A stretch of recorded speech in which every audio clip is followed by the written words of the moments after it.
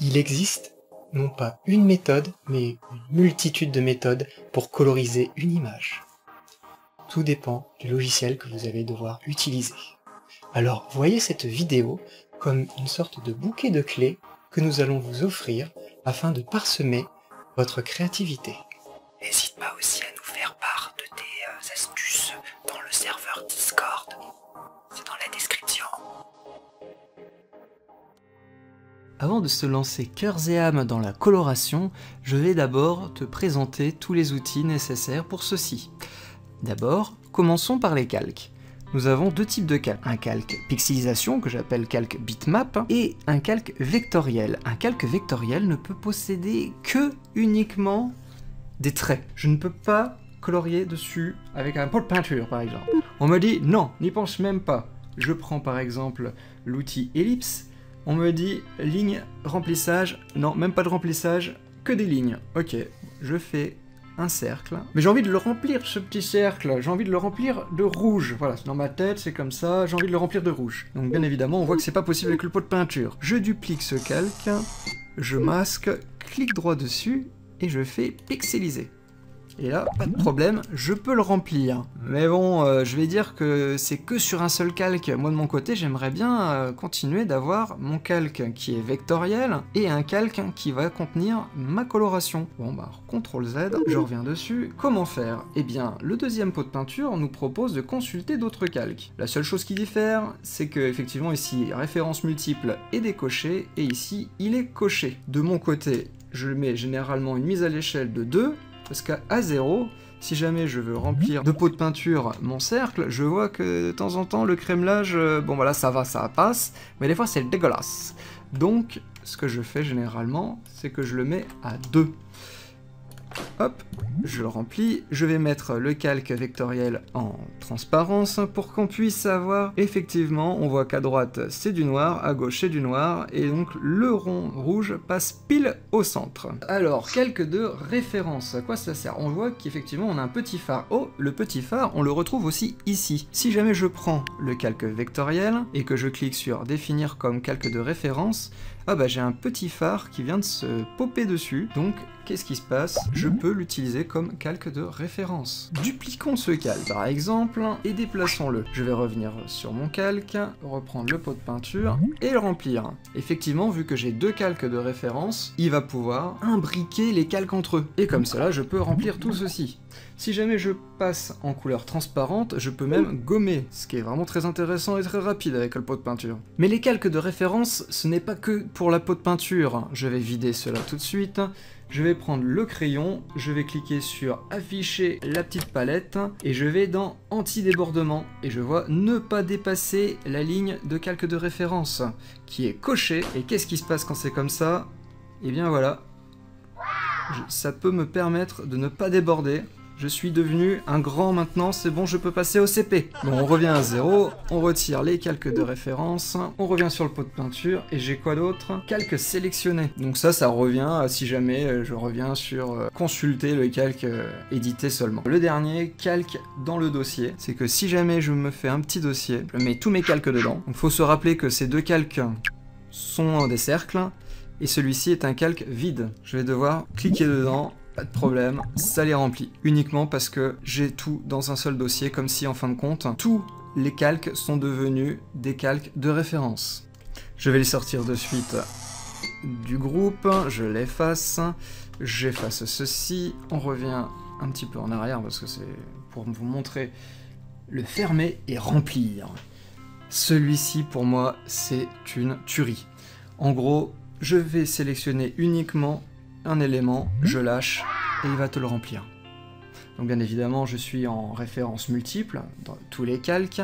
Ça veut dire que si j'ai envie de tout sélectionner, hop, tout est rempli. Je demande de la couleur transparente, je demande uniquement ce qui est au centre, et ça va effectivement me vider ce qui est au centre. Je vais te montrer aussi un autre outil que j'utilise très souvent, le remplissage lasso. Alors ça se situe là où il y a les lignes et les formes. C'est juste un lasso qui remplit. Donc c'est comme si en fin de compte tu avais le lasso, puis à chaque fois tu demandais, voilà, j'avais l'outil la lasso, j'aurais demandé je sélectionne, et j'aurais demandé pot de peinture. et ensuite j'aurais fait désélectionner. Voilà, c'est énorme le nombre de clips que ça me permet d'éviter. Hop, je peux mettre en couleur transparente. Et voilà. Nous allons maintenant passer au dégradé. Mais pour ce faire, il faut que je clique sur mon calque vectoriel, l'outil baguette magique, et je sélectionne la zone que j'ai envie de remplir. Je clique sur mon calque bitmap, et je clique l'outil dégradé. Ici, on voit bien que c'est du rouge pour la couleur premier plan, et du blanc couleur deuxième plan. Bon ça, pour ça que je vous ai choisi le rouge, parce que si jamais je passe en vert, ça reste en rouge. C'est juste à titre indicatif. Je reviens sur le rouge, et j'utilise la forme ligne droite. Je vais tout en bas de ma forme, je reste appuyé sur ma souris, je clique sur majuscule, je tire et je lâche. Il y a aussi la forme cercle et l'outil ovale qui se situe en deux temps avec la formation ovale et ensuite l'orientation. Top. Le dégradé s'effectue sur mon calque bitmap, mais il m'est aussi possible de créer un calque de dégradé. Je reprends mon cercle et je vous le montre. Il m'a créé un calque dégradé contenant le masque de ma sélection. Je peux maintenant désélectionner, cliquer sur le dégradé, prendre l'outil opération qui me permet à tout moment de déplacer, transformer, modifier et même de changer à tout moment le contenu, comme par exemple remplir. Ce qui me permet de rebondir sur le calque que je préfère tant, le calque remplir. Alors je vais le mettre à la poubelle celui-ci, je vais faire encore une sélection, je me place en dessous, je fais un clic droit, nouveau calque, remplir, et je peux faire OK. Et comme ça, à tout moment, je peux changer la couleur en temps réel de mon dessin. Et ça, c'est génial. J'adore. Je surkiffe. Ce qui est bien aussi avec l'outil opération, c'est que si jamais je clique sur le calque vectoriel, je peux aussi à tout moment demander de changer la couleur de tous les traits répertoriés sur mon élément. Par exemple, voilà, j'ai 3 couleurs différentes sur ce calque, je clique sur l'opération et hop, ça change directement. Bon, assez tergiversé, nous allons maintenant passer à la pratique. Donc généralement, on commence par dessiner sur un seul et même calque. Comme dans la vraie vie, nous n'avons qu'un seul support. Donc généralement, on prend la couleur la plus sombre, on badigeonne l'endroit, sans se soucier vraiment de la chose, on fait juste une forme. On choisit ensuite une couleur assez moyenne pour appliquer toutes les zones dites lumineuses. Et on prend ensuite une couleur très très claire pour tous les éléments qui sont éclairés. Généralement même on peut faire une petite ligne sur le côté pour dire que la lumière vient bien de cet endroit. Car elle reflèterait sur un élément qui serait derrière et qui attaquerait la tête. À tout moment vous pouvez déformer la chose à votre guise sans que ça pollue réellement votre travail par de multitudes de calques. Bon bien sûr, il va sans dire qu'il y a toujours des petits aléas. Créer un calque à mettre en masque de décrétage pour pouvoir aussi travailler pourquoi pas sur les modes de fusion. Par exemple là je mets du produit, je sélectionne une couleur, je choisis quelque chose assez soft pour appliquer une sorte de couleur. Et dès que c'est fait, je fais CTRL E pour aplatir, pour dire j'ai validé, maintenant c'est aplati sur mon calque. Donc effectivement, travailler en un seul calque, c'est assez rapide, mais on est vite limité si par exemple la personne dit « Ah ouais, ça aurait été cool que ça soit en bleu !» Eh ben, ça aurait été très délicat de tout recommencer. Oh oh, je suis le Wooka, essayez de me coloriser. Donc on va essayer de te coloriser mon petit Wooka. Alors, d'habitude, les petits dessins comme ça sont avec une ligne et bien évidemment son petit croquis. Bon bah le croquis on va le masquer, on va laisser la ligne. On crée un nouveau calque et c'est sur celui-ci qu'on va pouvoir coloriser. Si jamais on se souvient bien, on a le pot de peinture, un Wooka, il a la possibilité d'avoir les petits éléments en blanc. Ça peut arriver, hop, c'est la fermeture d'écart que j'ai mal activé. Voilà. Et on va te mettre la petite peau verte. Un Wooka. Bien évidemment, tout ça c'est un petit peu tout plat. Hein, mais ça nous permet de me remarquer que c'est effectivement que sur un seul calque. Il m'est alors possible d'ajouter un nouveau calque, faire un petit clic droit, nouveau calque de correction. Et là, ça peut être intéressant de prendre par exemple correction de niveau. On va essayer d'assombrir tout ça. Voilà. Et je fais OK. J'ai un calque de réglage entièrement blanc, donc je clique sur le bouton Supre, et je vais le mettre en masque de décrétage sur le calque de couleur. Je prends mon lasso, et Yeehaw, c'est parti.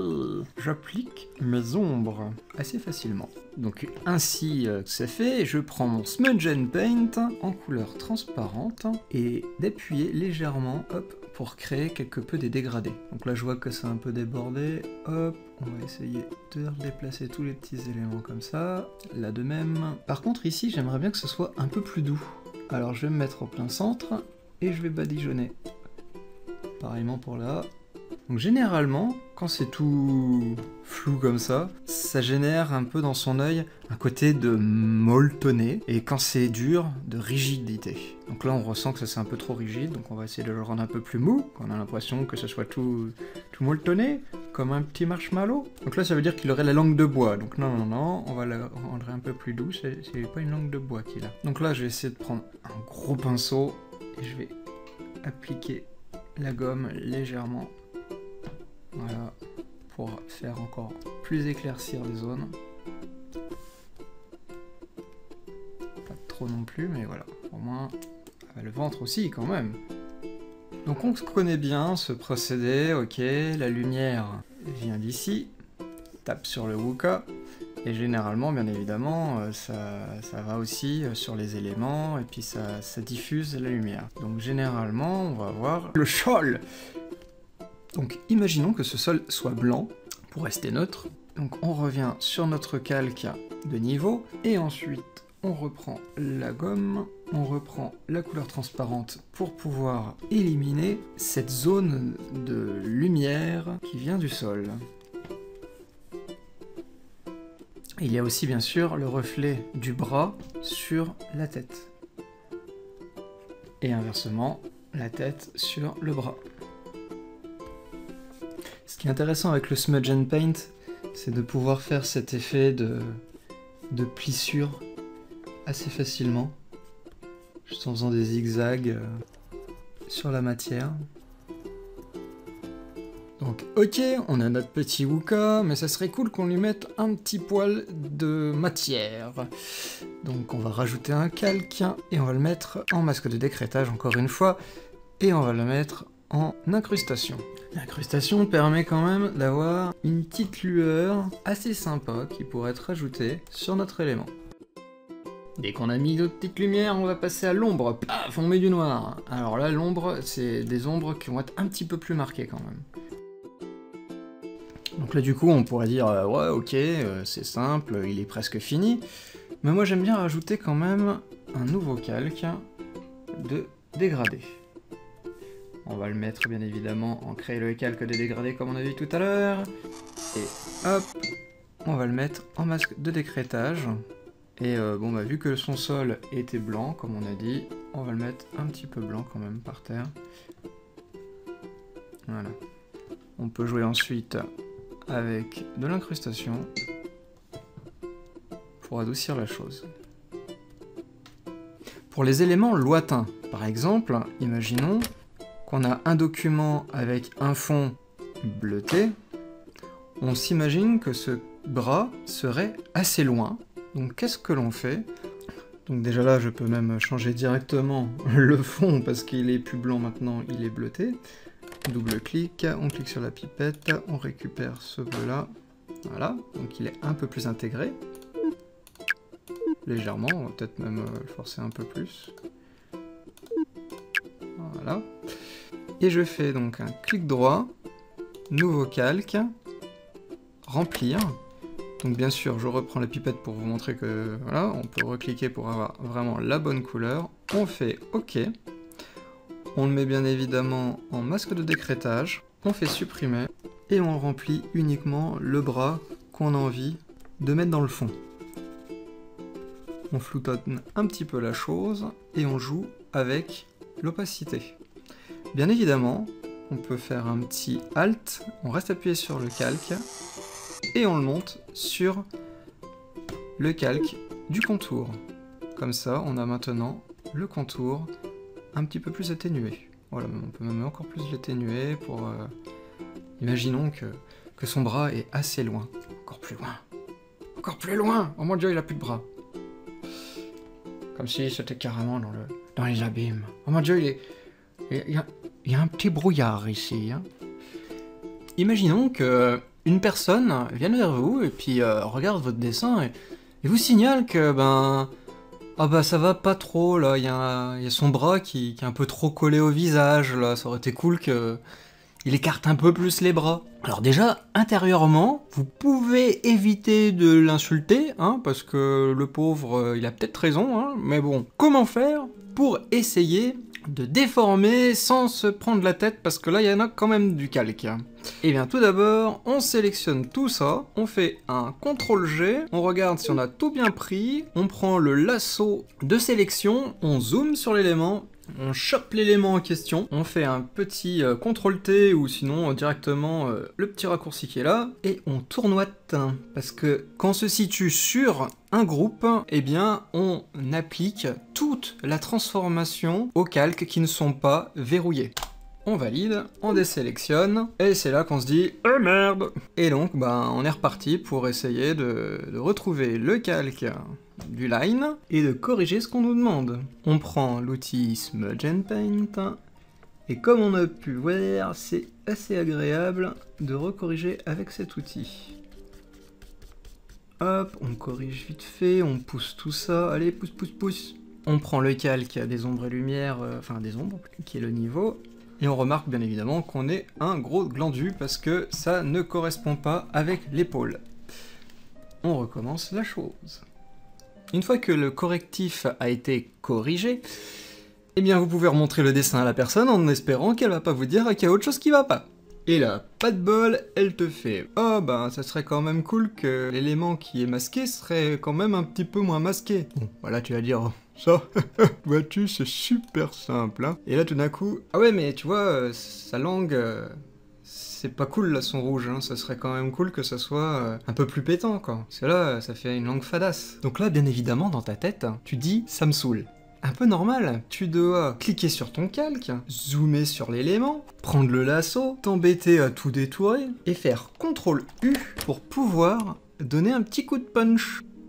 Tu désélectionnes, tu dézoomes, et là t'as la personne qui te dit « Ah ouais mais non, ça se mélange avec le fond de sa bouche et sa langue. » Donc là tu la regardes droit dans les yeux la personne, t'as presque envie de lui dire « Laisse-le-moi faire ce... » Et en fin de compte, grand sourire, tu rezoomes et tu recommences. Un petit CTRL-U, et c'est là que tu peux désaturer. Et tu fais OK, parce qu'effectivement c'est dans du sombre, donc on peut désaturer. Le problème dans le dessin, c'est qu'on a souvent la tête dans le guidon. Même là encore en ce moment, j'imagine que je vais revoir plus tard, je vais revoir mon dessin, je vais faire « Oh là là, mais quel con, pourquoi j'ai laissé ça ?» Non, non, c'est normal. Toute aide extérieure est utile, ça permet de retirer les œillères. Ou sinon, vous pouvez aussi vous permettre de prendre une petite pause et de revenir sur le dessin un petit peu plus tard.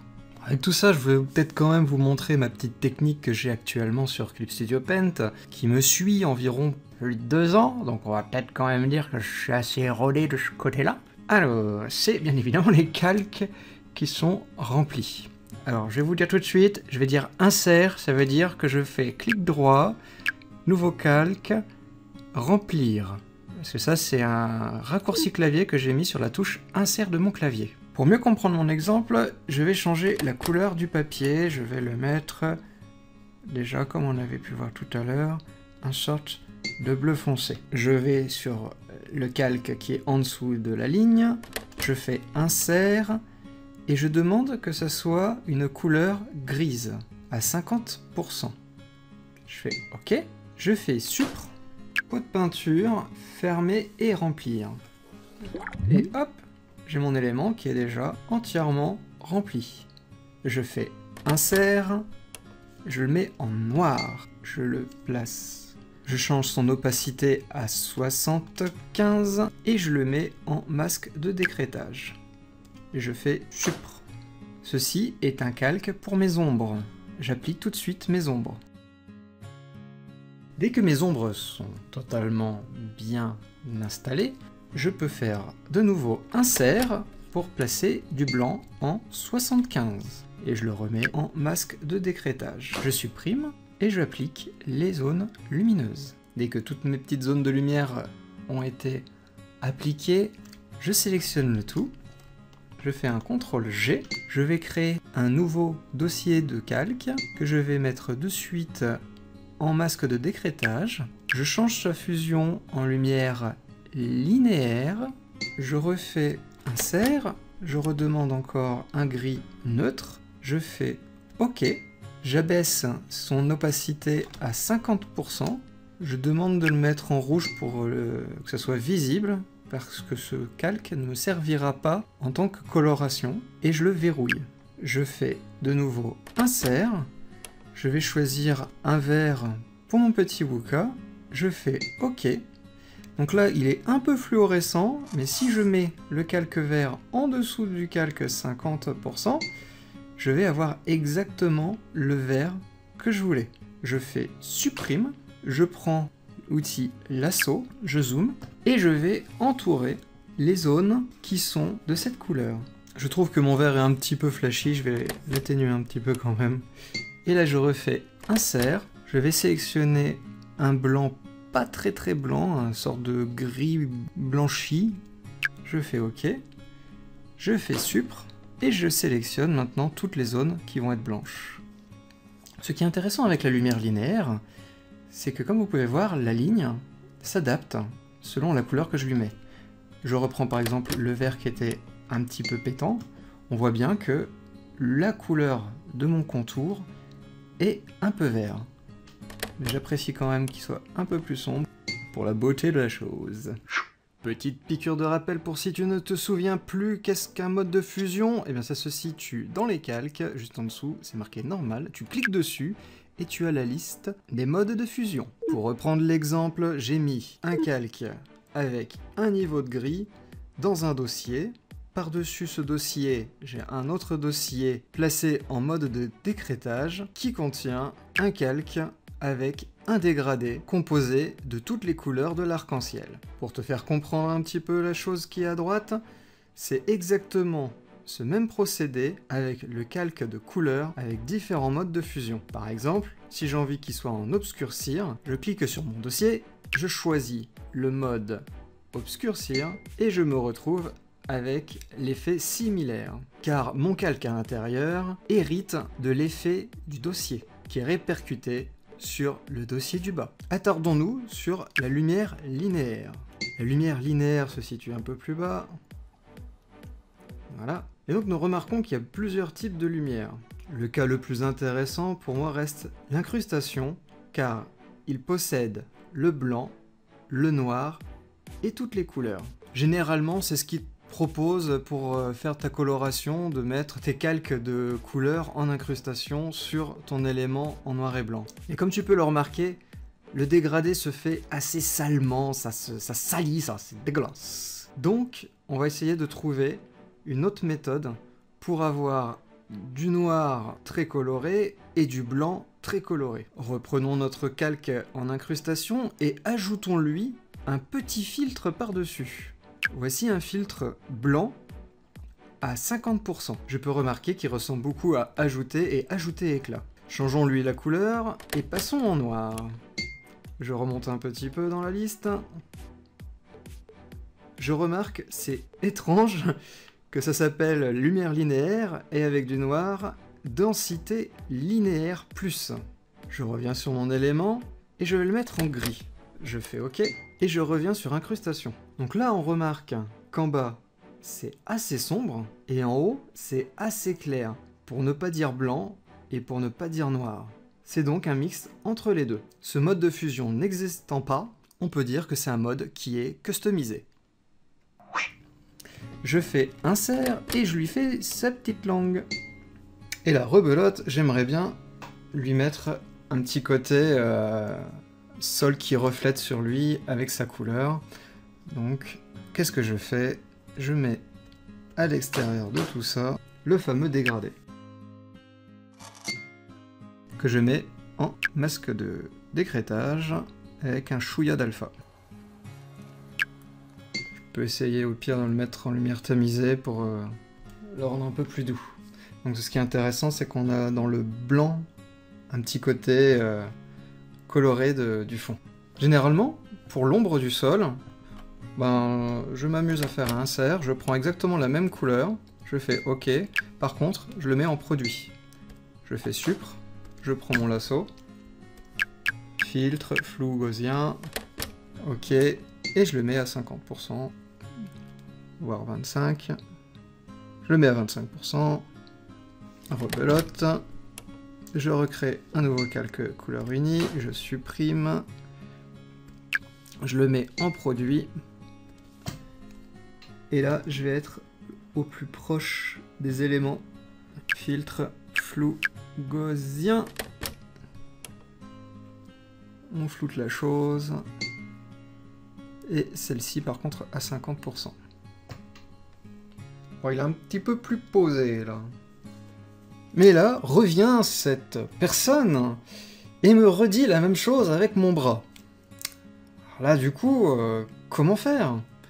Eh bien, je vais déjà verrouiller ce fameux calque lumière tamisé, vu que lorsque je vais devoir travailler dessus, je n'ai pas envie de le déformer.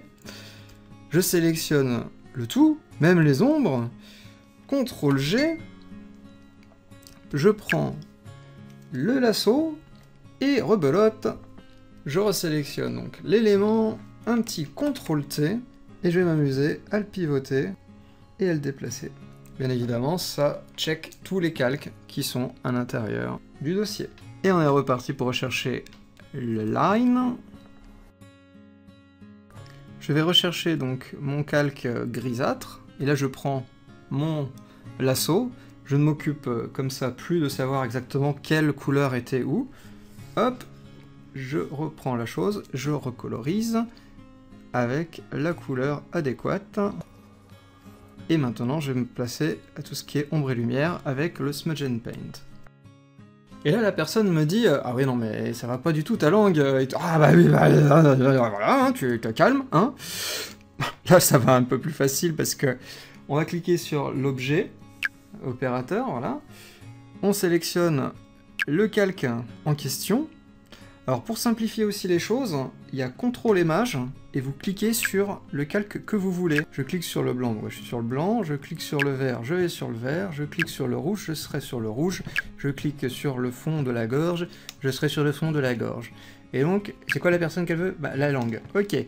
J'ai cliqué sur la langue, et elle me dit oh, ça serait cool qu'elle soit un peu plus rouge. Bon, bah ok, je peux comme ça, en temps réel, lui montrer, tu veux un peu plus, comment, un peu plus dans l'orange, un petit peu plus vers le violet, Et donc, généralement, ça va beaucoup plus vite à modifier comme on veut. Par exemple, peut-être que mon Wooka serait mieux un petit peu plus avec du jaune, ou un peu plus foncé, mais j'y crois pas trop. Hein. Là, après, ça devient un petit peu saturé, moi, je dirais.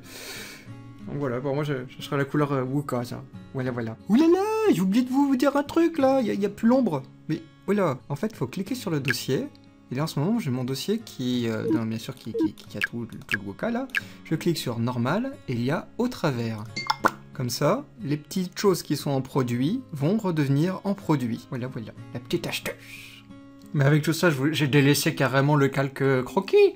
Bon, alors, pour essayer de faire un petit croquis sympatoche, on va déjà changer la couleur du papier. Vous connaissez Canson? C'est toujours un jaune pisse. Donc on va prendre un peu plus sombre, voilà. On va ensuite ouvrir la chose pour avoir All Material, monochrome, et on descend, il y a texture. Et généralement, dans les textures, bah, il peut y avoir des trucs sympatoches. Par exemple, le kimono. On va le choper, on va le glisser dedans. Ok, c'est un petit peu énorme. On va essayer tout de suite de modifier cela. On clique bien évidemment sur l'objet, et on va essayer de le chercher. Où est-ce que t'es? Oh, il est là.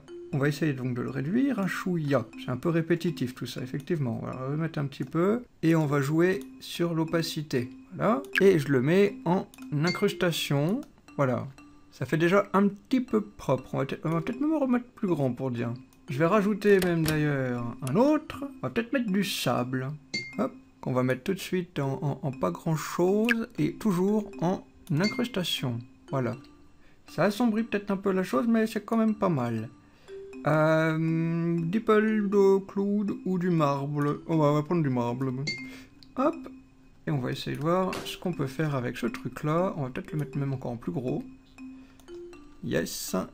Toujours en incrustation. Et on va jouer avec voilà, un petit côté parchemin. Ça fait sympa ça. Coucou, c'est encore la piqûre de rappel. Alors en fin de compte, c'est juste pour t'expliquer que lorsque tu prends par exemple, on va prendre All Paint. On va le mettre dedans, voilà. On voit qu'ici il y a du blanc et du noir. Donc lorsque tu le mets en incrustation, eh ben on ressent pas grand chose. Après ça dépend sur le type de papier que tu as. Assez sombre. On ressent en fin de compte que le blanc n'est plus blanc mais il devient un semi-transparent et que le noir aussi un petit chouïa, vu que c'est l'incrustation qui fait ça. Si je le repasse en normal, on revoit que ça passe en niveau de gris. Revenons sur incrustation, mais prenons un exemple d'un pattern noir et blanc. Voici un pattern entièrement noir. J'aimerais lui changer sa couleur, comment faire? Eh bien, je vais dans Propriétés du calque, et j'ai Couleur de calque.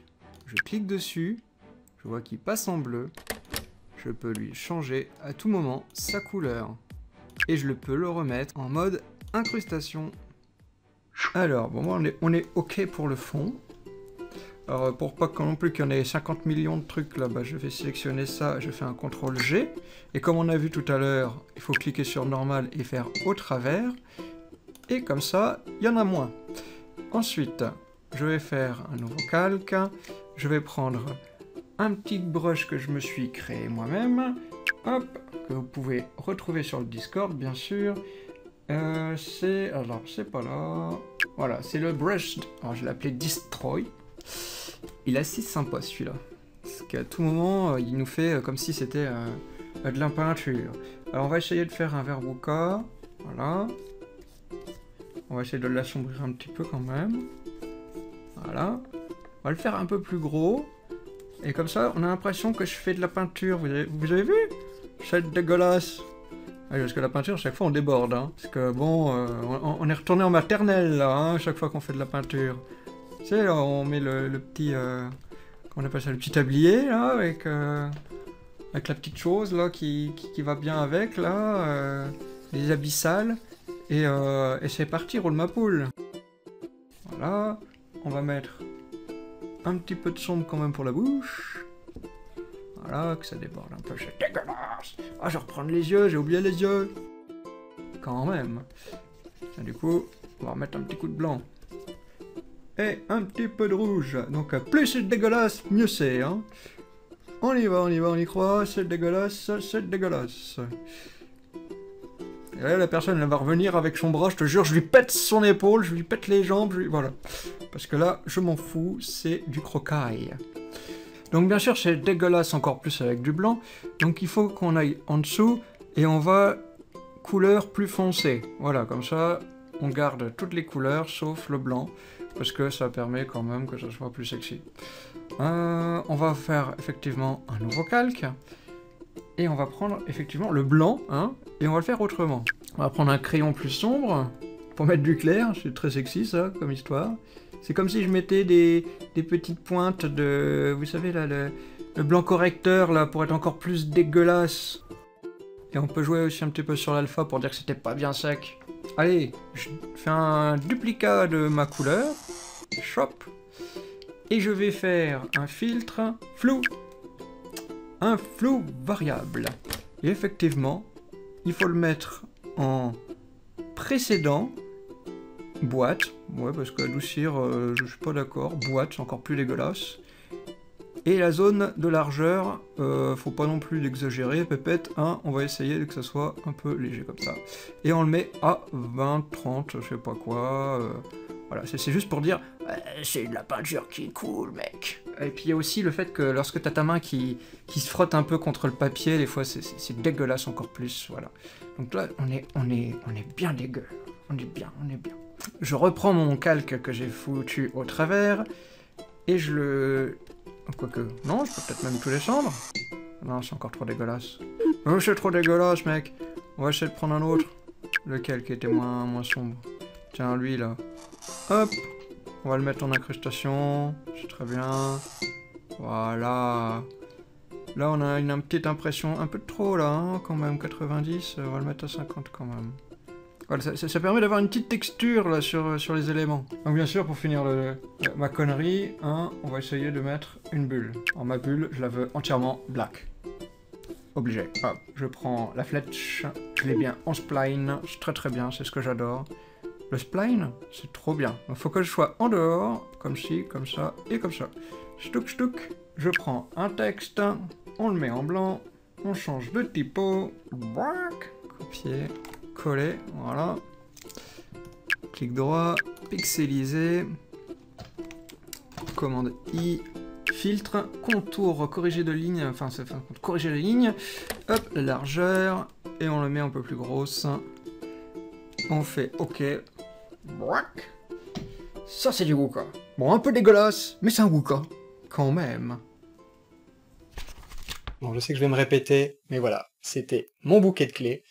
Maintenant, c'est à toi de pouvoir t'épanouir dans ta créativité.